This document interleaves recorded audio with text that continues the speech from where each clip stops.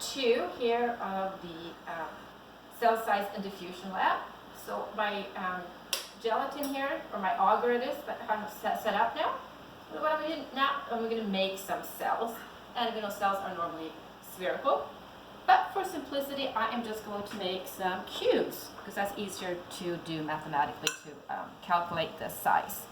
So I'm going to make, so I'm cutting here now in my pink agar. Alright. And it's a little bit, okay, crooked here. Let's get, so I'm going to cut here. So now we have the first cell here. That's approximately a cube, doesn't have to be perfect. And I'm going to measure it. And I'm going to do it in centimeters. So I'm going to make it a little bit smaller. So we're going to do, here's about the same size. Approximately the same size. So we're going to measure this in centimeters. So that's about 1 centimeter. So cube number 1 is going to be, so the side is going to be 1 centimeter. Alright, so take note of that. Now I'm going to put this cube in this glass here. I don't have any beakers at home, so we're going to just improvise here. Now I'm going to make a second cube. And I'm going to make it a little bit larger.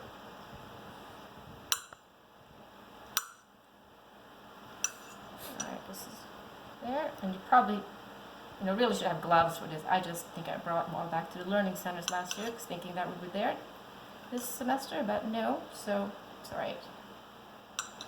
Okay, so there's cube.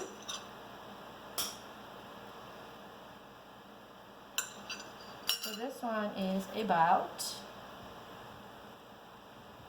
I'm going to call it,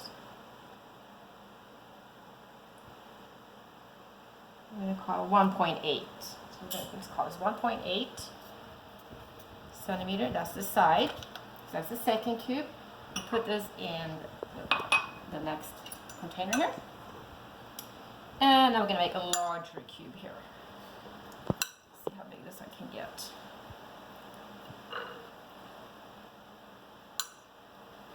Just going to make it like this here. Alright. And that's about the right size. Okay, so this is about 2.2, 2.5, a little bit bigger there. We'll just call it 2.5. 2.5. Okay, my hand's a little bit slippery. I'm going to just really get the much off here, get the slime off me. Alright, so now we have our 3 cubes here. So 1, 2, 3 like that in size. So what I'm going to do now is I am going to add some vinegar. So this is vinegar, distilled vinegar. That's 5% acidity.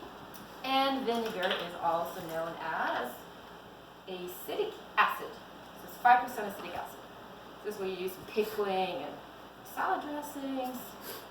I'm going to put this in here now. So in the meanwhile, you guys can calculate the surface area and the volume of these cubes.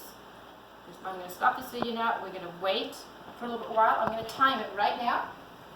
And then we're going to have the last part coming up. So you guys can work on that. And I'll see you back here.